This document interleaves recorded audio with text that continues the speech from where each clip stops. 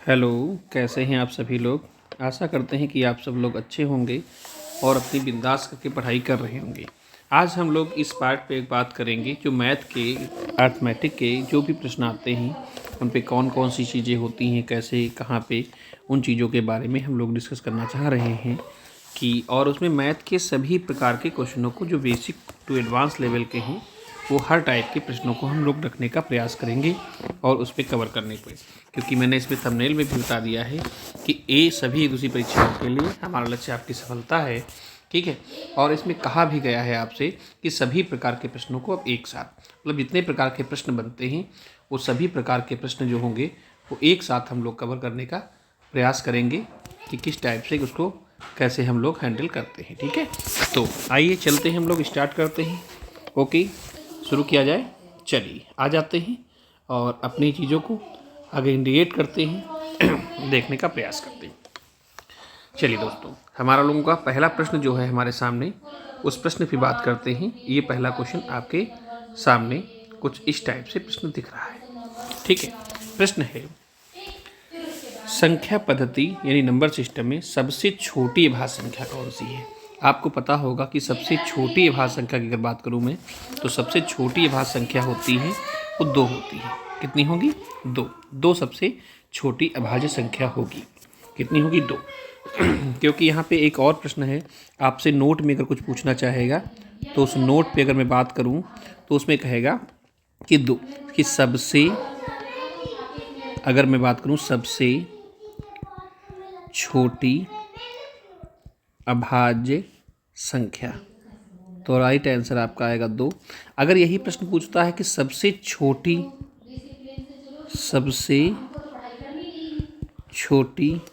सम अभाज्य संख्या, तो भी इसका आंसर क्या होगा? 2, क्योंकि 2 एक ऐसी मात्र सम संख्या है जो छोटी भी है और अभाज्य भी। इसके अलावा जितनी भी संख्याएं सब आती हैं वो सभी संख्याएं हमारी भैया होंगी, तो वो सभी संख्याएं विषम संख्याएं होती हैं। वो सभी संख्याएं आएंगी तो उस विषम फॉर्म में आपके आंसर में आ जाएंगी। क्लियर है?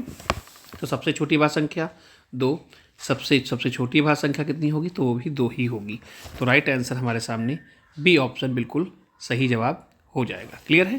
चलिए नेक्स्ट प्रश्न की तरफ बढ़ते हैं, अगले प्रश्न को देखने का प्रयास करते हैं। क्वेश्चन नंबर 2 क्वेश्चन है 15 और 25 का एलसीएम क्या होगा। क्वेश्चन है 15 और 25 का एलसीएम। अभी आपको हमने बताया कि एलसीएम क्या होती है, तो लासा क्या होती है? वह छोटी से छोटी संख्या। लासा क्या होती है? वह छोटी छोटी संख्या जो दी गई संख्याओं से विभाजित कर दे, ठीक है। तो हमने एक चीज़ और बताई थी कि 15 और 25। अब भाई 25 के पास जाओगे, 25 से कहोगे कि 15 कटेगा, तो नहीं कटेगा, तो 25 के मल्टीपल में आएगा। 25 के मल्टीपल में तो 50 15 से निकल 75। अब 75 एक ऐसी संख्या है, छोटी छोटी संख्या है जो 75, वो किससे कट जाएगी? तो आप कहोगे 75 जो है वो 15 5 75, 25 3 75, तो राइट ऑप्शन होगा हमारा कितना? 75 75। अगर इसको हम हल भी करते हैं तो हल कर लीजिए आप, 5 से काटेंगे तो 5 3 15, 5 25, अभी कुछ करना नहीं है, तो आप इसको मल्टीप्लाई करेंगे, 5 3 कितना? 15, 15 5 75, तो राइट आंसर हमारा 75 आ जाएगा। क्लियर है? चलिए नेक्स्ट प्रश्न की तरफ बढ़ते हैं। बिल्कुल सिंपल सा प्रश्न था और अगला प्रश्न नंबर 3 हमारे सामने कुछ इस टाइप से दिया गया है। क्वेश्चन है 12 और 18 का HCF बताइए, हाईएस्ट कॉमन फैक्टर। यानी 12 और 15, तो देखो 12 और 18, अब इसमें 12 के पास आएंगे 12 से, तो 12 से पूछेंगे कि 12 काट पाएगा? नहीं काट पाएगा तो हाईएस्ट कॉमन फैक्टर है, तो मैं ऑप्शन के अगर सहारे करता हूँ तो ऑप्शन में पहले 12 के पास जाओ। 12 के 12 काटेगा, 18 नहीं काटेगा, तो ये ऑप्शन हमारा गलत हो जाएगा। 9 अगर देखा जाए तो 9 से 12 नहीं कटेगा, इसलिए ये भी ऑप्शन कटेगा। 6 से कटेगा, 6 दूनी 12, 6 3 18। ये सबसे बड़ी संख्या ऐसी है जो 12 18 दोनों को काट सकती है, तो हमारा राइट आंसर क्या होगा? 6 इज़ द राइट आंसर होगा। HCF मतलब हाईएस्ट कॉमन फैक्टर। अगर इसको लगाना भी चाहेंगे तो इस टाइप से आप सवाल को लगा भी सकते हैं, ठीक है। अब इसमें देखो 2 से काटेंगे, 2 6 12, 2 9 18, फिर दोनों संख्याएं कट सकती है 3 से, 3 दूनी 6 और 3 तिहाई 9। अब कोई संख्या नहीं काटेगी, तो अगर इसका आंसर निकालना है तो 2 तिहाई कितना आएगा? तो यहाँ पे HCF जो हमारा आएगा वो 6 आंसर आ जाएगा। क्लियर है? चलो नेक्स्ट क्वेश्चन हमारे साथ क्वेश्चन नंबर 4 की हम लोग बात करने जा रहे हैं। लिखा है 200 का 25% कितना होगा।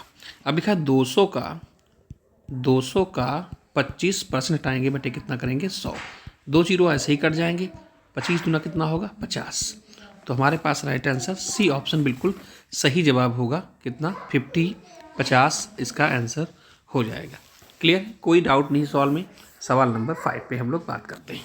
क्वेश्चन है किसी संख्या का 20% किसी संख्या 20% वृद्धि करने पर 240 प्राप्त होता है तो मूल संख्या बताइए। उसने कहा किसी संख्या में 20% वृद्धि करने पर, यानी 20% का वृद्धि का मतलब ये है कि कोई संख्या हमारी मूल होगी 100%।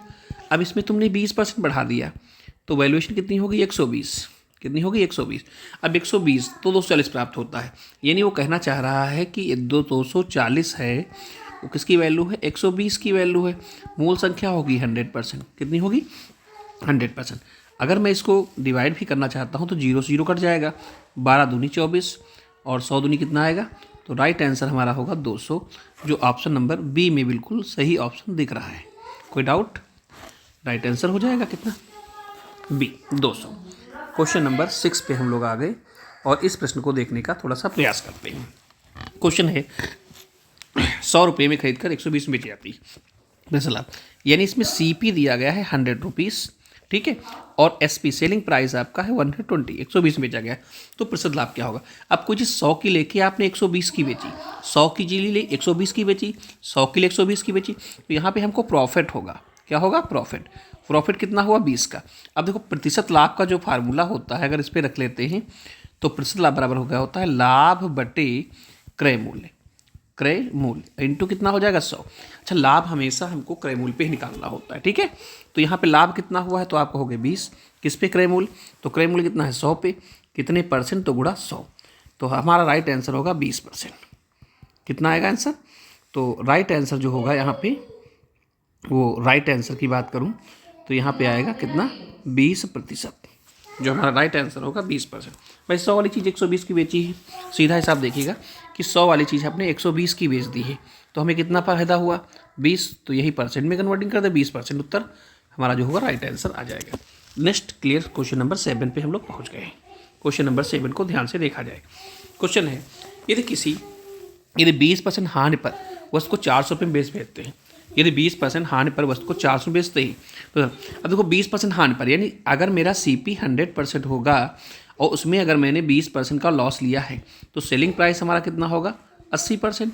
ये हमारा क्या है, ये CP है और ये क्या है हमारा लॉस हो गया, तो यहाँ पे जो SP आएगा सेलिंग प्राइस 80% आएगा, और सेलिंग प्राइस वस्तु को बेचा विक्रय मूल्य दिया गया चाहे, यानी 80 की वैल्यू दी गई है, तो 400 की वैल्यू किसकी है, ये 80 की वैल्यू है, हमसे पूछ रहा है क्रय मूल्य, 100% की वैल्यू पूछ रहा है, ठीक है। चलो थोड़ा काटापाटी करते हैं भाई, 0 से 0 काटेंगे, 8 पंचे 40, यानी वैल्यूएशन कितनी आएगी 500, तो वस्तु का रेट कितना आएगा 500, 500 बिल्कुल सही जवाब हो जाएगा, कोई डाउट नहीं होगा। क्लियर, क्वेश्चन नंबर 8 पे हम लोग पहुंच गए। इस प्रश्न को ध्यान से देखते हैं। क्वेश्चन है 5000 रुपये का 2% की दर से 10% की दर से साधारण ब्याज कितना होगा, तो यहाँ फार्मूला लगेगा साधारण ब्याज, साधारण ब्याज बराबर क्या होगा मूलधन गुणे दर गुणे समय और बटे में कितना रख देंगे आप 100, ये बेसिक फार्मूला हमारा हो जाएगा, ठीक है। अब यहाँ पे क्वेश्चन की 5000 रुपये, मूलधन आपका है कितना 5000 रुपये, 2 साल में 10% की दर से आपसे पूछ रहा है साधारण ब्याज, तो साधारण ब्याज की वैल्यूशन निकालना है, तो हमारे ये 2 जीरो से 2 जीरो कट जाएंगे, ठीक है। अब देखो यहाँ पे 5 दूनी कितना करेंगे 10, 5 दूनी 10, यानी 100, इसको 10 से मल्टीप्लाई और करना है, तो उत्तर आएगा 1000। राइट आंसर सी ऑप्शन बिल्कुल सही जवाब हो जाएगा और हमारा 1000 आंसर बन जाएगा। क्लियर है, कितना बनेगा, तो आप कहोगे 1000 उत्तर बिल्कुल सही जवाब होगा। नेक्स्ट प्रश्न की तरफ बढ़ते हैं और प्रश्न नंबर 8 पे हम लोग आ गए हैं। इसको देखिए, अगर कोई डाउट लगता है तो आप बताने का प्रयास करिए, हालांकि कोई डाउटिंग शायद नहीं होगी। क्वेश्चन नंबर 8 है किसी राशि का 3 वर्ष में 600 रुपये, किसी राशि पर 3 वर्ष में 600 रुपये का सरल ब्याज मिलता है, तो दर 10% मूलधन ज्ञात करिए। अब 3 साल में 600 रुपये मिलता है, मूलधन बताना है, तो मूलधन बराबर होगा साधारण ब्याज इंटू 100 बटे दर गुणे समय, दर गुणे समय। इस फार्मूले को इंडिकेट हम लोग करेंगे। अब यहाँ पे देखिएगा, तो हमारा यहाँ पे साधारण ब्याज कितना है, 600 रुपये मिलता है आपको, तो 600 रुपये ये रख देंगे आप इंटू 100, और बटे में कितना होगा, तो आप कहोगे मूलधन ए, दर कितनी है 10% और समय लगा 3 वर्ष, समय लगा हमारा 3 वर्ष। ठीक है, तो इस 0 से 0 को हम काट सकते हैं। ठीक है, 3 से काटेंगे 3 दूनी 6। ठीक है, इससे मल्टीप्लाई करेंगे, हमारा उत्तर आएगा 2000। राइट आंसर क्या आएगा, 2000। ऑप्शन नंबर सी बिल्कुल सही जवाब होगा। क्लियर। प्रश्न नंबर 10 की तरफ बढ़ते हैं। नेक्स्ट क्वेश्चन बहुत प्यारा सा क्वेश्चन है। आज हम लोग पूरा फुल्ली कंप्लीटेड स्लाइड को करने वाले हैं। ठीक है, क्वेश्चन है 1000 रुपये पर 1 वर्ष का 10% चक्रवृद्धि ब्याज कितना होगा। अब यहाँ पे चक्रवृद्धि पूछा वो 1 साल का। अब एक चीज़ आप समझिएगा, 1 साल का साधारण ब्याज चक्रवृद्धि ब्याज समान रहता है। ठीक है, 1 साल का साधारण ब्याज चक्रवृद्धि क्या रहता है, समान। तो 1000 रुपये हमारे पास है, 1000 रुपये का 1 साल का 10% की दर से आपको बताना है ब्याज।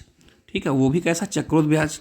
तो चक्रवृद्धि ब्याज कितना आ जाएगा, अगर इसका मल्टीप्लाई करेंगे तो आंसर आएगा 100 रुपये। ठीक है, कितना आएगा, 100 रुपये। अगर इसके आंसर की बात करूं तो यहाँ पे राइट आंसर होगा हमारा 100 रुपीज़, 100 रुपये। नोट करके एक चीज़ लिख लीजिए यहाँ पे, नोट ये है आपका, अगर नोट 1 वर्ष का साधारण ब्याज व चक्रवृद्धि ब्याज समान रहता है, समान रहता है। ठीक है, ये नोट है। 1 वर्ष का साधारण ब्याज चक्रवृद्धि कैसा रहेगा, तो भैया समान रहेगा। नेक्स्ट क्वेश्चन की तरफ बढ़ते हैं। प्रश्न नंबर 11 जो आपके सामने है, इसको देखिए ध्यान से। ठीक है, क्वेश्चन है 2 संख्याओं का अनुपात 3:5 है, बड़ी संख्या। अब देखो 2 रेशियो है, यहाँ पे 2 रेशियो दिया है, 2 रेशियो का अनुपात 3:5 है, 3:5 है। यदि बड़ी संख्या 40 है, यानी इसकी वैल्यू दे दी गई है 40। ठीक है, तो छोटी संख्या क्या होगी, छोटी संख्या। अब ये देखो, पहले 5 से 40 हुआ, 5 की वैल्यू 40, तो 5 × 8 40, यहाँ पे 8 से मल्टीप्लाई हुआ है 5 × 8 40, तो इसका मतलब यहाँ भी हमें 8 से ही मल्टीप्लाई करना होगा। तो 8 से कितना आएगा, 24। जो हमारा राइट आंसर होगा वो 24 विकल्प बिल्कुल सही जवाब हो जाएगा, कुछ सवाल में नहीं था। क्लियर है। नेक्स्ट क्वेश्चन नंबर 12 देखिएगा ध्यान से। क्वेश्चन है A अनुपात B इज इक्वल टू, इसका रेशियो दिया गया 4:7। ठीक है, अब A की वैल्यू 28 देगी, A की वैल्यू 28 दे दी गई, तो B की वैल्यू आपसे बताना है। तो वहीं से चीज फिर करिएगा, 4 की वैल्यू 28, तो 4 7 28, इसमें 7 से मल्टीप्लाई हुआ है, तो इसमें भी 7 से मल्टीप्लाई, 7 7 कितना होगा, तो आप कहोगे 7 7 49, बिल्कुल सही जवाब होगा, 49 बिल्कुल सही जवाब होगा। क्लियर है, 49 बिल्कुल सही जवाब होगा। नेक्स्ट प्रश्न नंबर 13 पे हम लोग बढ़ते हैं, और अगला प्रश्न देखिएगा, बहुत अच्छा प्रश्न है, इसको देखने का एक बार हम लोग प्रयास करेंगे। लिखा 5 संख्याओं का औसत 20 है, तो सभी संख्याओं का योग क्या होगा। औसत दिया है, योग पूछ रहा है, फार्मूला होगा योग बराबर होता है फार्मूला औसत गुणे कुल संख्या, गुणे कुल संख्या। अभी तुमको औसत दिया गया है कितना, 20। ठीक है, और कुल संख्याएं यहाँ पे हैं, और कुल संख्याएं कितनी हैं, तो कुल संख्याएं हैं 5, तो योग कितना होगा, 20 पंचे 100। तो राइट आंसर होगा हमारा सी ऑप्शन, बिल्कुल सही जवाब होगा, सी ऑप्शन आ जाएगा। क्लियर है। क्वेश्चन नंबर 14 नेक्स्ट क्वेश्चन हमारे सामने है, इस प्रश्न को देखने का आप लोग प्रयास करेंगे। क्वेश्चन है 8 व्यक्तियों की औसत आयु 25 वर्ष है। अब उसने कहा कि 8 व्यक्ति हैं, उनकी औसत आयु 25 वर्ष है। एक नया व्यक्ति जुड़ने पर औसत आयु 26 वर्ष होती है, नए व्यक्ति की आयु बताइए। अब देखिए, इसको हम 2 टाइप से लगा सकते हैं। देखो 8 व्यक्तियों का दिया गया है एवरेज, तो 8 का औसत दिया गया है 25। ठीक है, 8 का जो औसत दिया गया है वो कितना दिया गया है, 25। ठीक, एक नया व्यक्ति आ गया तो 9 लोग हो गए, जिससे औसत कितना हो गया, तो औसत हो गया 26, औसत हो गया 26। तो देखो 1 की वृद्धि हुई, वृद्धि कितनी हुई है, 1 की वृद्धि हुई है। अगर वृद्धि की बात करूँ तो यहाँ पे 1 बढ़ा है, कितने, 1 लोगों से, तो 8 लोगों से, ठीक है 8, तो यानी टोटल वृद्धि कितनी हुई, 8 की वृद्धि हुई। टोटल वृद्धि कितनी हुई, 8 की वृद्धि हुई है। तो 1 और लोग थे 8, यानी टोटल योग कितना वृद्धि हुई, 8, तो 8 की टोटल वृद्धि हुई है, इसमें 8 जोड़ देंगे तो आंसर 8 से 14 का 4, हासिल लगा 1, तो 2 1 3 34, राइट ऑप्शन होगा 34। अगर इस प्रश्न को नहीं समझ पाए हो तो थोड़ा अलग तरीके से समझाने का प्रयास करता हूँ। यहाँ पे प्रश्न को देखने का थोड़ा प्रयास करेंगे आप। देखिएगा क्वेश्चन में क्या लिखा है, 8 की औसत आयु, तो औसत दिया तो आप योग निकालो। कैसे निकालो, योग, तो योग बराबर होता है औसत गुणे कुल संख्या, कुल संख्या। अभी देखो औसत दिया है 25, लोग कितने हैं 8, तो योग कितना होगा, 25 अट्ठी होता है 200, 25 अट्ठी कितना हो जाएगा, तो आप कहोगे सर 200। ठीक, अभी क्या हुआ कि अब औसत हो गया 26, जब लोग आ गए एक और तो 9 लोग हो गए, तो इसका औसत कितना होगा, तो यहाँ पे इसका जब मल्टीप्लाई करेंगे तो 9 छाक 54 का कितना आएगा, 4, 4 हाथ से कितना लगा 5 और 9 दूनी 18, 18 और 5 हो गया 23, 18 5 कितना हुआ 23। अब एक चीज़ देखिएगा, ये 8 लोगों की एज है, ये वाली वैल्यू 8 की, ये वैल्यू 9 की, इसमें एक ही तो एक्स्ट्रा है। तो अगर मैं इस सवाल को यहाँ पे देखिएगा,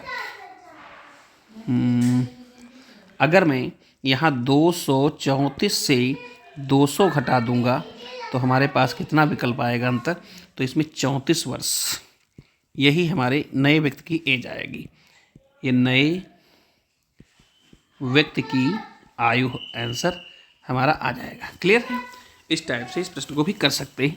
नेक्स्ट प्रश्न की तरफ बढ़ते हैं। क्वेश्चन नंबर 15 देखिएगा, आपके सामने है, इसको देखिए। एक किसी काम को 10 दिन में करता है, एक दिन का काम कितना होगा, कल ही बात हुई थी। एक किसी काम को 10 दिन में करता है, एक दिन में काम, तो भैया एक दिन का काम होगा 1/10। ऑप्शन नंबर सी बिल्कुल सही जवाब हो जाएगा, कुछ भी सवाल में नहीं करना है। नेक्स्ट क्वेश्चन हमारे सामने है, क्वेश्चन है ए और बी मिलकर किसी काम को 6 दिन में करते हैं। मतलब उसने कहा कि ए और बी अगर मिल जाएं तो किसी काम को 6 दिन में निपटा देते हैं। ठीक है, ए अकेला उस काम को 10 दिन में करता है, ए अकेला उस काम को 10 दिन में करता है। यहाँ पे पहले लेना पड़ेगा एलसीएम। एलसीएम मतलब वह छोटी से छोटी संख्या जो 6 से भी कट जाए, 10 से भी कट जाए, तो एलसीएम हमारा आ जाएगा कितना, तो आप कहोगे सर 30 आ जाएगा। 6 पंचे 30 और 10 तियाँ 30, ये 1 डेज वर्क होता है। ये कैसा होता है, 1 डे वर्क, या इसको कह सकते हैं एक दिन का कार्य, यानी कार्य क्षमता उसकी आ गई। ठीक है, अब देखो एक चीज़ यहाँ पे समझिएगा, ए की वैल्यू 3 है कि नहीं, मतलब ए पक्का 3 करेगा और दोनों मिलकर 5 करते हैं, तो बी कितना करेगा, 2 करेगा, बी 2 करेगा, बी अकेले कितने में करेगा, तो इसको हम भाग करेंगे किससे, 2 से, तो कितना आएगा उत्तर, 15 दिन आएगा। आंसर आएगा 15 दिन। Option number B is the right answer हो जाएगा। ठीक है, नेक्स्ट प्रश्न की तरफ बढ़ते हैं। क्वेश्चन नंबर 17 आप लोग देखिएगा, ये टाइम एंड स्पीड का क्वेश्चन है। देखिएगा, एक ट्रेन 60 किलोमीटर प्रति घंटा की गति से 120 किलोमीटर में कितना समय लेगी। ठीक है, तो फार्मूला होता है चाल बराबर दूरी बटे समय। ठीक है, अब देखो 120 किलोमीटर चलना है, 60 किलोमीटर के हिसाब से चलना है, तो कितना आएगा, तो आपका राइट आंसर होगा 2 घंटा। कुछ भी सवाल में नहीं था, बहुत बेसिक प्रश्न था, 2 घंटा बिल्कुल सही जवाब आ जाएगा। कितना भैया, तो आप कहोगे 2 घंटे। कितना आएगा, तो आप कहोगे 2 घंटे। ठीक है, नेक्स्ट प्रश्न की तरफ बढ़ते हैं, और अगला प्रश्न तुम्हारे सामने है क्वेश्चन नंबर 18। देखिएगा ध्यान से और बताइएगा। क्वेश्चन है, यदि किसी वस्तु की गति को दुगना कर दिया जाए तो वह समय कितना लगेगा। यदि किसी वस्तु की गति को दुगना किया जाए, ठीक है, तो गति का मतलब उसकी चाल। ठीक है, तो स्पीड की बात करते हैं, गति की। ठीक है, जैसे कोई व्यक्ति ए है, एक बी है।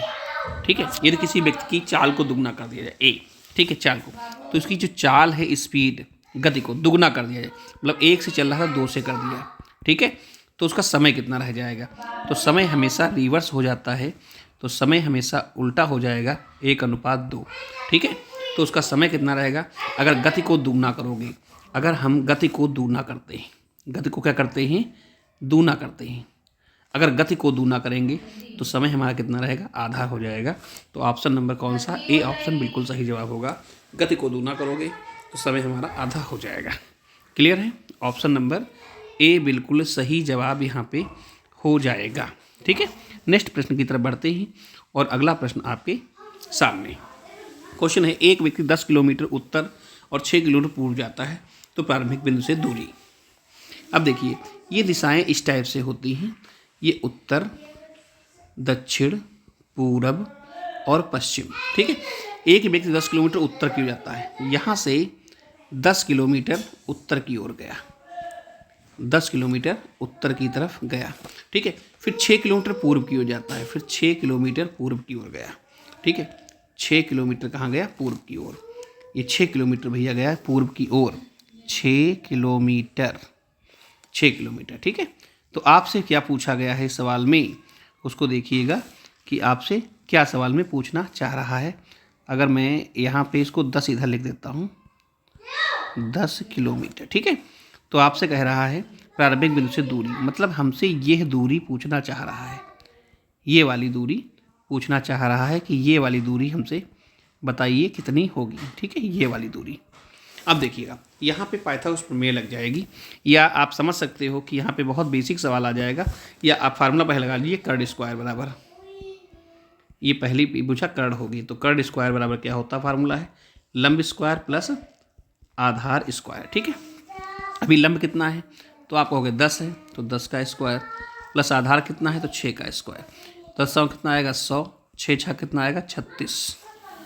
ठीक है, 6 छः 36, तो इसका जो राइट आंसर इसको करेंगे तो आएगा 136, 136 आएगा। पूर्व की जाता है प्रारंभिक बिंदु से दूरी, 136 तो किसी का वर्ग भी नहीं बनेगा। इस सवाल में जो लिख के दे दिया है 136, 36 किसी का वर्ग नहीं बनेगा। 136, इसको आप अगर ऐसे लगा लेते इस सवाल को कि अगर मैं यहाँ पे करता ये 2 तिहाई 6, 2 पंचे 10, 2 पंचे 10 ट्रिपलेट बनेगा। ये बड़ी भुजा है, यहाँ पे कर्ण नहीं, ये ट्रिपलेट बन रहा है 10 6, तब तो ये छोटी भुजा आ जाएगी। इस सवाल को थोड़ा सा रिपीट करना पड़ेगा, जिसको समझेंगे तो ये भुजा, सबसे बड़ी भुजा जो होती है वो कर्ण होती है। सबसे बड़ी भुजा क्या होती है? ये वाली भुजा भैया कर्ण आएगी, ये कर्ण आएगी, और ये लंब होगा, तो ये आधार मान लीजिए आप। इसको ट्रिपलेट कुछ इस टाइप से बनाएंगे कि यहाँ पे इस प्रश्न को थोड़ा मैं मूव कर देता हूँ तो आपको ज़्यादा समझ में आ जाएगा। कैसे मूव करेंगे इस सवाल को देखिएगा एक बार, कि इसको कैसे हम लोग मूव करते हैं, इस सवाल को देखिएगा। प्रश्न में लिखा हुआ है, ध्यान से देखिए, एक व्यक्ति 10 किलोमीटर उत्तर की ओर जाता है। अब उत्तर की ओर गया 10 किलोमीटर, 10 किलोमीटर गया उत्तर की ओर। ठीक है, 6 किलोमीटर पूर्व की आता है, 6 किलोमीटर गया पूर्व की ओर। ठीक है, अब कह रहा है तो प्रारंभिक बिंदु से दूरी, प्रारंभिक बिंदु से दूरी बतानी है कि आपको कितना प्रारंभिक बिंदु से दूर है, ये आपको बतानी है कि प्रारंभिक बिंदु से दूरी आपको बतानी है, मतलब इस दूरी की बात वो करना चाह रहा है। ठीक है, ये दूरी। तो यहाँ पे अगर मैं पाइथागोरस प्रमेय लगाता हूँ तो पाइथागोरस प्रमेय से अगर मैं इसको काट के देखता हूँ तो ये 2 तिहाई 6 और 2 पंचे 10, ये 5, तो 3 4 5, 4 की वैल्यू से 8 उत्तर आएगा, 3 5 8। अगर मैं इसको लगा के भी देखता हूँ, अगर मैं इसको कर्ण मान लेता हूँ, लेकिन नहीं बनेगा नहीं, कर्ण स्क्वायर बराबर क्या आएगा? लंब स्क्वायर प्लस आधार स्क्वायर। अगर मैं इसके साथ में लगाने का प्रयास करता हूँ तो देख लेते हैं, चलो भाई, कर्ण अगर 10 का स्क्वायर 100, और लंब मुझे नहीं पता है मान लो, प्लस ये 6 का स्क्वायर 7 आएगा 100, प्लस नहीं लगाएंगे, और बराबर एक्स स्क्वायर प्लस 6 छः का 36, इधर आएगा तो 100 माइनस का 36 इक्वल टू एक्स स्क्वायर। तो यहाँ पे एक्स स्क्वायर बराबर कितना आएगा, इसको घटाएंगे आएगा 64, कितना आएगा 64, तो एक्स बराबर उत्तर आएगा 8, तो ना चाहिए 8 आना चाहिए, 64 नहीं 8 आएगा। तो ये भुजा हमारी 8 किलोमीटर आएगी, कितनी आएगी? 8 किलोमीटर। ठीक है, तो ये ऑप्शन हो सकता है, लेकिन बाकी यहाँ पे गलत दिया गया है, क्योंकि 10 60 ये पूछ लिया है। सबसे बड़ी भुजा यही बनेगी हमारी, सबसे बड़ी भुजा जो बनेगी, न्यूनतम दूरी आएगी 8 किलोमीटर, या इसको आप कह सकते हो यहाँ पे 8 किलोमीटर आएगा, ई ऑप्शन कर लीजिएगा, और 8 किलोमीटर उत्तर हो जाएगा। क्लियर है। चलो एक प्रश्न ऐसा आ गया, इसको भी देखने का हम लोग प्रयास कर रहे थे। क्लियर है। चलो नेक्स्ट प्रश्न देखते हैं। 20 नंबर बोट एंड स्ट्रीम का। एक नाव की स्थिर जल में चाल 10 किलोमीटर, धारा की गति 2 किलोमीटर, डाउन स्ट्रीम। एक होता है अप स्ट्रीम। अगर मैं इधर को पानी बह रहा है, अगर पानी की गति इस टाइप को है, अगर पानी की गति इस टाइप को ही है, ठीक है, पानी की गति इस टाइप से है, ठीक है, और अगर मेरी नाव की गति इस टाइप से है, ठीक है, यानी सपोज करो अगर पानी इधर को जा रहा है, पानी, ठीक है, और नाव इधर को जा रही है, नाव इधर को जा रही है, तो ये अप स्ट्रीम है। कैसी है? अप स्ट्रीम है। और अगर पानी भी इधर जा रहा है और नाव भी इधर को जा रही है, तो इसको बोलते हैं डाउन स्ट्रीम। डाउन स्ट्रीम मतलब इसका कहना अर्थ है अप स्ट्रीम का मतलब धारा के विपरीत। इसको कह सकते हैं धारा के विपरीत, धारा के विपरीत, और इसको कहेंगे धारा के साथ में, धारा के साथ। अब समझिए क्वेश्चन। एक नाव 10 किलोमीटर प्रति घंटे चलता है 2 किलोमीटर, तो अप डाउन स्ट्रीम, डाउन नहीं तो धारा के साथ जा रहा है, तो धारा के साथ जाएगा तो जुड़ जाएगी 10 + 2 इक्वल टू कितना आएगा 12 किलोमीटर प्रति घंटा। तो ऑप्शन हमारा कितना आएगा? सी ऑप्शन बिल्कुल सही जवाब हो जाएगा। नेक्स्ट प्रश्न आपका है मेंसुरेशन से। एक वर्ग की भुजा 10 है तो उसका क्षेत्र बताइए। एक वर्ग ऐसे बना दिया, ये वर्ग है। अब इसकी एक भुजा 10 है, मतलब ये भी 10 सेंटीमीटर है और ये भी 10 सेंटीमीटर है, ठीक है। तो क्षेत्रफल बराबर इसका फार्मूला होता है भुजा स्क्वायर, ठीक। तो भुजा है 10, 10 का स्क्वायर करेंगे 10 7 आएगा 100, तो 100 राइट आंसर होगा। 100 और वो भी वर्ग सेंटीमीटर, वर्ग सेंटीमीटर। तो राइट ऑप्शन सी हमारा उत्तर हो जाएगा। सवाल नंबर 22। एक आयत, अब इस टाइप का सवाल एक बना देते हैं, इस टाइप का। अब ये आयत बन गया।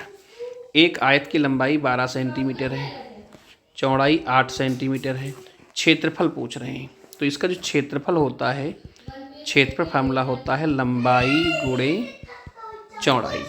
अभी लंबाई कितनी है? आप कहोगे 12, चौड़ाई कितनी है? 8, तो 12 × 96 और वो भी वर्ग सेंटीमीटर।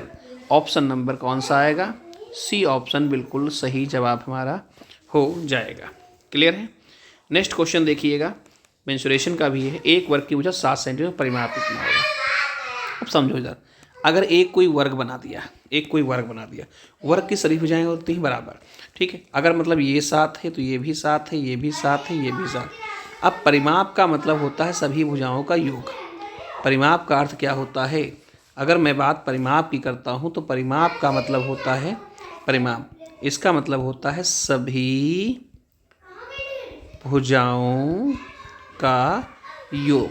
मतलब परिमाप कहो या फिर इसको परिधि बोल सकते हैं। इसका दूसरा नाम क्या होता है? परिधि। आप परिधि भी कर सकते हो। तो परिधि सभी भुजाओं का योग होता है। तो इसका फार्मूला अगर करेंगे तो वर्ग का परिमाप बराबर होता है 4 गुणे भुजा, ठीक है। तो 4 गुणे भुजा कितनी है? 7, तो 7 चौका आएगा 28। तो राइट आंसर हमारा होगा 28। वैसे भी अगर जोड़िएगा, 7 ये है 7 ये है, तो 7 + 7 + 7 + 7 इक्वल टू आएगा 28, 28। सभी भुजाओं का योग अगर इस पे बात करें तो योग हो जाएगा। क्लियर है।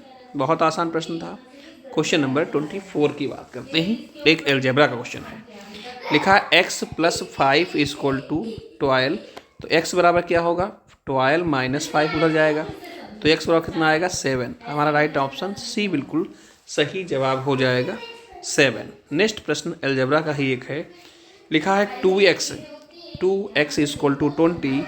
तो x बराबर 20/2, यानी इसको डिवाइड करेंगे तो आएगा 10। तो x = 10। हमारा ऑप्शन नंबर सी बिल्कुल सही जवाब हो जाएगा, ठीक है, सी आ जाएगा। नेक्स्ट प्रश्न हमारे सामने है, ठीक है। 10 लीटर दूध और 2 लीटर पानी को मिला दिया। 10 लीटर दूध में 2 लीटर पानी मिला दिया गया। 10 लीटर दूध था, इसमें 2 लीटर तुमने पानी मिला दिया। तो मिश्रण बन गया 12 लीटर। ठीक है, ठीक है। तो मिश्रण में पानी का अनुपात कितना होगा? तो मिश्रण में पानी का अनुपात कितना? तो मिश्रण कितना है? मिश्रण तो आप कहोगे तो मिश्रण में पानी का अनुपात, तो दूध और पानी का अनुपात पूछना चाह रहा है कि मिश्रण में पानी का अनुपात, मिश्रण में पानी का अनुपात। तो मिश्रण हुआ 12 लीटर, तो 12 लीटर में, ठीक है, पानी कितना है? तो आप 12 लीटर में पानी है 2, 12 में पानी कितना है? 2। अगर इसको देखा जाए तो 2 एक अन्ना 2, 2 छंग 12, तो 1:6। तो ये आपका क्या है? वाटर। ये क्या है आपका? मिल्क। क्या है? मिल्क। अगर मैं इसको ऐसे लिख दूँ इस टाइप से तो आपको ज़्यादा क्लियरिटी होगी। तो 1:6, 1:6। तो ये आपका क्या आएगा? पहले उसने लिखा है वाटर और फिर क्या लिखा है आपका? मिल्क। तो वाटर कितना है? 1 और मिल्क कितना है? 6। ऑप्शन नंबर सी बिल्कुल सही जवाब होगा। क्लियर? चलो नेक्स्ट प्रश्न की तरफ बढ़ते ही। अगला प्रश्न आपके सामने, किसी मिश्रण में दूध और पानी का अनुपात 3:1 है। किसी मिश्रण में दूध और पानी का अनुपात 3:1 है। ठीक है, कुल मात्रा 20 है और टोटल जो उसकी वैल्यूएशन है कितनी? 20 लीटर है। तो दूध कितना है? दूध कितना है? तो योग बटे अनुपातिक योग, योग बटे अनुपातिक योग, योग बटे अनुपातिक योग। तो योग कितना है आपका? 20। अनुपात का योग कितना आएगा? 4, 4 पंचे 20, 5। आपसे पूछ रहा है कितना दूध है। दूध की वैल्यू कितनी है? 3। तो इसको 3 से करेंगे गुणा, तो 15 लीटर इसमें दूध होगा। कितना आएगा? 15 लीटर दूध होगा, 15 के अलावा नहीं कुछ आएगा। क्लियर है? नेक्स्ट प्रश्न की बात करता हूँ, नेक्स्ट प्रश्न की बात करता हूँ। आगे देखिएगा 28। एक सिंप्लीफिकेशन का प्रश्न आपके सामने बन गया है। अब इसको देखिएगा। तो ये बोडोमास के अकॉर्डिंग चलता है। किस चलता है? BODMAS। बोडोमास में क्या होता है? इससे अगर बात करूं, अगर मैं इससे बात करूं तो ये ब्रैकेट्स होते हैं, ब्रैकेट्स। अगर ब्रैकेट्स का मतलब क्या होता है? कोष्ठक। ब्रैकेट्स का मतलब क्या होता है? कोष्ठक। ब्रैकेट्स में क्या होगा? कोष्ठक। अब कोष्ठक कैसे होते हैं? अगर मैं कोष्ठक के बताऊं तो कोष्ठक एक होता है आपका बार कोष्ठक, छोटा कोष्ठक, मंझला कोष्ठक और बड़ा कोष्ठक। इनकी सीरीज इस टाइप से चलती है। ठीक है, तो इनकी सीरीज इस टाइप से चलेगी। फिर ओ मतलब क्या होता है? ऑफ। अगर मैं ओ की बात करूं तो ओ का मतलब क्या होता है? ऑफ। ऑफ का मतलब क्या होता है? ऑफ। ऑफ का मतलब होता है का मतलब क्या होता है? अगर का की बात करूं तो ओ मतलब ऑफ, ऑफ का मतलब होता है का मतलब क्या होता है? गुणा। का मतलब गुणा। डी फॉर होता है डिवाइड, डिवाइड। तो डिवाइड का मतलब होता है भाग, भाग। एम फॉर होता है मल्टीप्लाई, ए फॉर होता है ऐड, एस फॉर होता है सब्ट्रैक्शन यानी घटाना। ठीक है, एस फॉर का मतलब होता है सब्ट्रैक्शन यानी कि घटाना। इस टाइप चलता है सीरीज, और ये सीरीज कुछ इस टाइप से ऊपर चलती है। ठीक है, अब चलो इसको सॉल्व करो। तो पहले हमारे सामने क्या आ गया कि 20 + 10 ब्रैकेट में बंद करेंगे इंटू 2 डिवाइड बाई 5। अब पहले हम बोडोमास के अकॉर्डिंग पहले जब हल करेंगे तो पहले हम छोटे ब्रैकेट में तो 20 और 10 कितना हो जाएगा? 30 इंटू 2 डिवाइड बाई 5। अब पहले हमें करना है भाग को हल, तो यानी 3 इंटू 2 और डिवाइड का मतलब 1/5 हो जाएगा। इससे करेंगे 5 छक्का 30, 6 दूनी 12। तो उत्तर हमारा आएगा 12, जो बिल्कुल सही जवाब होगा आंसर में। 12 बिल्कुल सही जवाब आंसर में आएगा। क्लियर है? चलिए नेक्स्ट क्वेश्चन की बात करते हैं। Question number 29। 29 नंबर प्रश्न क्या है उसको देखा जाए। इसको भी हल कर लेंगे बोडोमास की। तो इसको अगर हल करेंगे तो 6 छक्का 36, 6 आएगा, 6 तियाँ 18, 6 तियाँ 18। ऑप्शन नंबर सी बिल्कुल सही जवाब हो जाएगा। ठीक है, 9 का वर्ग कितना होगा? स्क्वायर क्यूब का आ गया 9 का वर्ग। तो 9 का वर्ग, वर्ग का वर्ग किसे कहते हैं? तो वर्ग। ठीक, किसी भी संख्या को लगातार 2 बार गुणा करना है। किसी भी संख्या को उसी संख्या से लगातार 2 बार गुणा करना, गुणा करना। अब 9 है तो 9 का वर्ग कितना होगा, तो 9 9 81। ऑप्शन नंबर डी बिल्कुल सही जवाब होगा। अगला, इस वर्गमूल, मूल जड़ जाना है तो 144 का वर्गमूल यानी इसको रूट लगा देंगे तो किसका आएगा, 12 बराबर 144। 12 का वर्ग होगा 12 बराबर 144। नेक्स्ट क्वेश्चन है हमारा, 3 का क्यूब कितना होगा। अब बात क्यूब की कर रहा है तो किसी भी संख्या को लगातार 3 बार गुणा करना, गुणा करना, ठीक है, स्वयं संख्या से, स्वयं संख्या से, ठीक है। जैसे 3 का कह रहा है, जैसे एग्जाम्पल 3 कह रहा है घन बताइए तो 3 गुणे 3 गुणे 3 तो 3 3 उत्तर कितना आएगा, 27 उत्तर आएगा। या 3 का क्यूब करेंगे 3 3 उत्तर कितना आएगा, 27 हमारा उत्तर बिल्कुल सही जवाब हो जाएगा। नेक्स्ट प्रश्न हमारे सामने, इसको देखिएगा। क्वेश्चन है, राम की आयु 20 वर्ष है, श्याम उससे 5 वर्ष बड़ा है, तो श्याम की आयु कितनी होगी। राम की आयु 20 वर्ष है, राम, तो राम की एज कितनी है, 20 साल, 20 वर्ष, ठीक है। अब SHYAM, श्याम, श्याम कितना है, उसे 5 साल बड़ा है यानी 20 + 5 = आएगा 25, 25 वर्ष। ऑप्शन नंबर सी बिल्कुल सिंपल सवाल पूछा गया था। अगला, 5 वर्ष पहले किसी व्यक्ति की आयु 25 वर्ष थी। अब 5 ईयर एगो, ठीक है, 5 ईयर वो भी एगो, 5 साल पहले किसी व्यक्ति की आयु कितनी थी, 25 वर्ष थी, 25 वर्ष। तो आपकी जो प्रेजेंट एज आएगी, जो प्रेजेंट एज आएगी वो 5 साल इसमें बढ़ जाएगी यानी एज आएगी 30 वर्ष। कितनी एज आएगी, 30 वर्ष, ठीक है। वर्तमान में एज बताइए, 30 साल ऑप्शन आ जाएगा, ठीक है। नेक्स्ट प्रश्न आपके सामने है। क्वेश्चन है, ए और बी ने 5000 रुपये लगाए, ठीक है, ए और बी ने 5000 रुपये लगाए। अगर मैं कहूँगा ए और बी दोनों की वैल्यूएशन की अगर बात करूँ तो दोनों की वैल्यूएशन है 5000 रुपये। कितने हैं, तो आप कहोगे सर 5000 रुपये, ठीक है। ए ने 3000 रुपये और बी ने 2000 रुपये लगाए तो उनके लाभ का अनुपात क्या होगा, ठीक है, दोनों। अब ए और बी, ए ने लगाए हैं 3000 रुपये, बी ने लगाए हैं 2000 रुपये, तो उनके लाभ, तो जैसा पैसा लगाएंगे उसी रेशियो में उनके हम लाभ को बांटते हैं तो उनके लाभ का रेशियो आएगा 3:2। बिल्कुल सही जवाब होगा, 3:2 इज़ द राइट आंसर होगा। नेक्स्ट प्रश्न की बात करते हैं। अगला प्रश्न आपके सामने लिखा है, ए और बी का निवेश 5:7 है तो उनके लाभ का, अब देखो ए और बी, ए बंदा है, एक बंदा बी है, ए ने 5 और बी ने 7 में लगाया, कुल लाभ, अब कुल लाभ ये निवेश का अनुपात है, निवेश का अनुपात है। अब कुल लाभ जो हुआ है, कुल लाभ वो आया है 2400, तो ए का हिस्सा कितना होगा। तो जैसे निवेश करेंगे उसी हिसाब से तो लाभ का भी अनुपात यही होगा, तो लाभ का अनुपात होगा 5:7, ठीक है।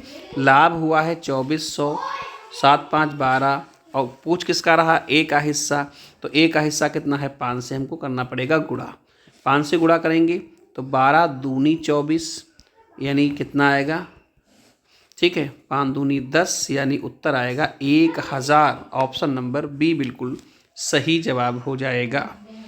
यदि किसी वर्ग में 40 छात्र हैं, यदि किसी वर्ग में, वर्ग मतलब क्लास, एक क्लास दिए, 25% लड़कियां हैं तो लड़कों की संख्या बताइएगा।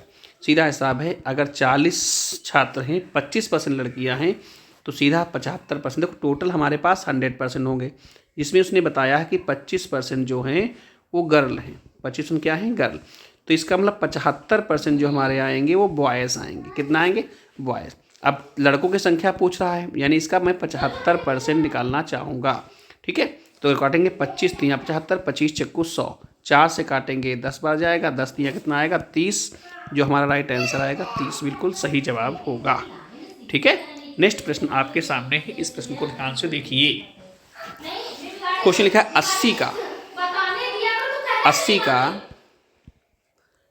12.5 और परसेंट। अब 80 का 12.5% आएंगे बटे कितना आएगा, 100 आएगा, ठीक है। इस पॉइंट्स को हटाएंगे, यहाँ 0 बढ़ जाएगा। अगर मैं इसको काटूंगा तो 25 पंचे 100, 25 25 चक्कू 100 कट जाएगा। 40 से करना 40, 40 दूना 80, 5 दूना 10। तो हमारा राइट आंसर क्या होगा? सी ऑप्शन बिल्कुल सही जवाब आंसर का हो जाएगा। नेक्स्ट प्रश्न नंबर 39 देखिएगा। लिखा 1000 रुपये की वस्तु को 10% छूट भी दी गई तो उसका विक्रय मूल्य क्या होगा? अब देखिए 1000 की कोई चीज़ थी, 10% छोड़ा है, इसका मतलब 90% पे लिया गया होगा। अगर 90% लिया गया होगा तो इसकी वैल्यू कितनी आएगी? तो आप कहोगे सर 900 उत्तर आ जाएगा बिना कोई दिक्कत परेशानी। बहुत सिंपल सा प्रश्न था। अगला क्वेश्चन डिस्काउंट पे एक क्वेश्चन है। 20% की छूट देने के बाद 800 की मिली, ठीक है, तो उसका अंकित मूल्य। अभी 20% आपने छूट दिया है, टोटल वैल्यूएशन 100% होगी। 20 आप छूट दोगे यानी कि 800 की जो वैल्यू है वो 80 की है। मुझे 100% की वैल्यू बतानी है, ठीक है। 0 0 कट जाएगा, 8 7 80, इससे काटेंगे उत्तर आएगा कितना? 1000। कितना? 1000 बिल्कुल राइट आंसर हो जाएगा। नेक्स्ट क्वेश्चन एलसीएम एचसीएफ से देखो एक क्वेश्चन आ गया है, एक मिक्सिंग पॉइंट से दिया गया है। दो संख्याओं का एचसीएफ 6 है, एलसीएम इतना है, उनका गुणनफल कितना होगा? तो इसमें फार्मूला होता है पहली संख्या गुणे दूसरी संख्या बराबर लासा गुणे मासा, लासा गुणे मासा, ठीक है। अब दो संख्याओं का यहाँ पे एचसीएफ कितना है? 6, एलसीएम कितना है? 180, ठीक है। तो दोनों संख्याओं का गुणनफल तुमसे पूछ रहा है तो इसका मल्टीप्लाई कर दीजिएगा, ठीक है। जब मल्टीप्लाई करोगे तो इसका मल्टीप्लाई कर दीजिए, 6 सिफर में सिफर हो जाएगा, ठीक है। सब में आ रहा, कोई ऑप्शन नहीं कर सकता। 6 8 48 का 8, हाथ से लगे कितना? 4, और 6 करना 6, 6 4 10, 1080। 1080 ऑप्शन नंबर कौन सा? सी बिल्कुल सही जवाब हो जाएगा। नेक्स्ट प्रश्न की तरफ हम लोग बढ़ते हैं। क्वेश्चन है 3/4 का 1/2 कितना है? 3/4 का मतलब गुणा 1/2 कितना है, ये हमसे पूछना चाह रहा है। तो उत्तर आएगा कुछ नहीं, 3/4 दूनी 8, 3 और बटे 4 दूनी 8, तो 3/8 ऑप्शन नंबर ए बिल्कुल सही जवाब हो जाएगा। अगला प्रश्न है कौन सा भिन्न बड़ा है? फ्रैक्शन में है कौन सा भिन्न बड़ा है? अब देखो इसमें 3/5 है, दूसरा 4/7 है, तीसरा 5/8 है और चौथा 7/10 है। अच्छा सवाल है, इम्पॉर्टेंट भी है, जो आ सकता क्वेश्चन है। करना क्या होता है इस टाइप देखिएगा, या तो हम लोग 0 बढ़ा लें सब में, ठीक है, सब में क्या बढ़ा लें? 0, या इसका डिफरेंस पहले देख लीजिएगा, ठीक है, उसके अकॉर्डिंग। तो सब में 0 बढ़ाएंगे आप। अगर मैं सब में 0 बढ़ाता हूँ, ये बेसिक मेथड है इसको देखने का, सब में हम 0 बढ़ा दिया, 0 बढ़ा दिया। अब भाग करिएगा तो 5 छक्का 30, ये 6 आएगा, 7 5 35, 5 पॉइंट कुछ जाएगा, अभी मुझे नहीं पता। 8 6 48, 6 पॉइंट जाएगा, मुझे नहीं पता, ठीक है। और इसको काटेंगे तो पूरा पूरा 7 आ जाएगा। अब प्रश्न में पूछा गया सबसे बड़ा भिन्न, तो सबसे बड़ी वैल्यूएशन 7 आ रही है, इसलिए ऑप्शन आएगा 7/10 और 7/10 ऑप्शन नंबर डी में है, बिना कोई दिक्कत परेशानी। नेक्स्ट भिन्न में बदलो। अब 0.25 है, इसको भिन्न बदलना है तो इसको बटे कितना करोगे? 2 0 बढ़ेंगे 100, 25 से करना 25, 25 चक्कू 100, तो उत्तर आएगा 1/4, 1/4 ऑप्शन नंबर सी बिल्कुल सही जवाब होगा। नेक्स्ट प्रश्न की 45 नंबर बात करते हैं। लिखा है डेसिमल, इसको आपको ऐड करना है, यानी 1.5 में अगर मैं 2.25 को ऐड करूं तो जहां कुछ ना हो वहां 0 बढ़ा दियो, जहां कुछ ना हो वहां पे हम लोग 0 बढ़ा देते हैं, ठीक। अब ऐड कर दीजिए 5 और 5 2 7 और यहाँ पे 2 1 3, 3.75 ऑप्शन नंबर बी बिल्कुल सही जवाब होगा। अगला क्वेश्चन, 6 आदमी किसी काम को 12 दिन में करते हैं तो 12 आदमी कितने दिन में करेंगे, ठीक है। फार्मूला लगाएंगे M1 D1 बराबर M2 D2। अब कह रहा है 6 आदमी किसी काम को 12 दिन में करते हैं तो 12 आदमी कितने दिन में करेंगे? D2 दिन में, ठीक है, D2 दिन में। तो 12 से 12 कैंसिल आउट हो जाएगा, उत्तर आएगा 6 दिन। 6 ऑप्शन बिल्कुल सही आंसर हो जाएगा। नेक्स्ट प्रश्न है आपके सामने, यदि गति 20% बढ़ा दी जाए तो समय में कितनी कमी होगी? यदि गति को 20% बढ़ा दें तो समय में कितनी कमी होगी? देखो किसी की गति मान लो 100% थी, किसी गति 100% थी, ये ओल्ड वाली स्पीड है, कितनी है? ओल्ड। गति को आपने न्यू स्पीड कितनी आ जाएगी? 20% आपने बढ़ा दी, तो 20% जब बढ़ा दी तो गति आपने 20% बढ़ाई है। कितनी बढ़ाई है? 20%, तो 120 हो गई। ठीक है, तो समय में कितनी कमी होगी? तो समय में कितनी कमी होगी? जब इसको बढ़ाया है तो इसको कितना कम करें कि समय में कमी हो जाए? तो अंतर कितना आएगा? तो आप कहोगे सर 20 की कमी होगी। 20 की कितने पे? 120 की कितने %? तो गुणा 100। 2 जीरो ऐसे कट जाएंगे आपके, ये आपका ये ऐसे कट जाएगा। 2 एक 2, 2 छक 12, 2 तिहाई 6, 2 पंचे 10, तो यानी 50/3 का मतलब आएगा 16 सही 2/3%। ऑप्शन नंबर बी बिल्कुल सही जवाब होगा। नेक्स्ट क्वेश्चन देखिएगा, एक वृत्त की त्रिज्या 7 सेंटीमीटर, उसका व्यास कितना होगा? एक कोई वृत्त ले लिया, इस टाइप से एक वृत्त बना हुआ है। ठीक है, अब इस वृत्त की त्रिज्या, अब त्रिज्या 7 है, त्रिज्या कितनी है? 7 सेंटीमीटर। ठीक है, तो व्यास कितना होगा? तो यहाँ व्यास बराबर होता है 2 × त्रिज्या, यानी त्रिज्या का दूना व्यास होता है। तो 2 × 7 यानी उत्तर आएगा हमारा 14। ऑप्शन नंबर सी बिल्कुल राइट आंसर होगा। एक अगला प्रश्न और आ गया है, इस प्रश्न को भी हम लोग देखने का प्रयास करेंगे। क्वेश्चन है 15 का 40%, 15 का 40% आएंगे बटे आएगा 100 बराबर x है। तो x का मान बताना है। कोई दिक्कत नहीं, x का मान हम लोग बता देंगे। यहाँ 0 से 0 कट जाएगा। 15 चक्कू कितना होगा? 60, तो 60/10 बराबर x। तो x की वैल्यू कितनी आएगी? तो आप कहोगे 6। ऑप्शन बिल्कुल सही जवाब होगा। कितना आएगा? 6 is the right answer. Question number 50 हमारे सामने एक आ गया। 50 क्वेश्चन का एक टारगेट था की संख्या का 60% 48 है, संख्या बताइए। अब देखो 60% की वैल्यू 48 है, अगर मुझे 60% की वैल्यू 48 दी गई है तो 1% की वैल्यू कितनी होगी? तो आप कहोगे 48/60। हमको बतानी है संख्या, संख्या सदैव अपने आप में 100% होती है, यानी 100% की वैल्यू हमसे पूछना चाह रहा है। तो 48/60 × 100, 0 से 0 काट देंगे, 6 8 48, इससे मल्टीप्लाई करेंगे तो उत्तर आएगा 80। कितना आएगा? 80। क्लियर है? चलिए, आज के लिए आपको समय देने के लिए बहुत बहुत धन्यवाद। Thanks for watching. ठीक है, ओके, अगली बार मिलते हैं। और सामने साफ लिखा है, बड़े सपने संघर्ष मांगते हैं, बिना त्याग के सफलता नहीं मिलती है। ये आप कहेंगे ठीक है, और हमारे सफलता करेंगे, आप प्रयास करेंगे जैसे भी हो गए। ओके बाय, मिलते हैं नेक्स्ट क्लास में आपके सामने। तो उस क्लास में मिलेंगे, तब बात आपकी होगी। इस क्लास की आपको PDF भी अपलोड कर दी जाएगी, और अगर कोई प्रश्न डाउट रहता है तो आप प्रश्न पे बताएंगे, तो उसके बारे में हम लोग आपके चर्चा करने का प्रयास करेंगे। ओके, थैंक यू, मिलते हैं नेक्स्ट क्लास में। तब तक जय हिंद, वंदे मातरम। ठीक है भैया जी।